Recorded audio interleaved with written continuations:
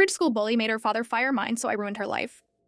In high school, my school bully Sarah was a jerk to me. She was one of the popular kids at school. She went as far as dumping water on my head at lunch, spreading rumors and humiliating me in front of the school. She went too far when one day I was talking to a kid I knew in school, Brayden.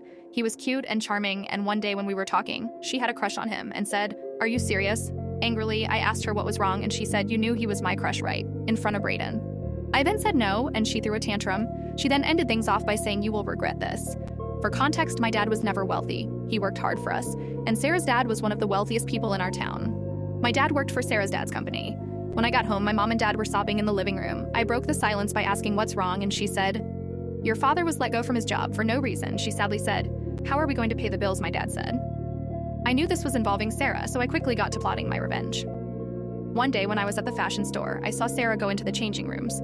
I tried not to get spotted by her, but then I saw her leave the store with the clothes she put on. I then went home and did my homework. The next day I saw her again at the same store, but this time when she did the same thing. I had took photos of her entering the store with her current clothes and exiting with new ones. I then showed this evidence to the police and the school board, and it turns out her dad had connections to the mob and were running illegal businesses on the side and was sent to prison while Sarah was sentenced to juvenile detention. So it's safe to say I got my revenge.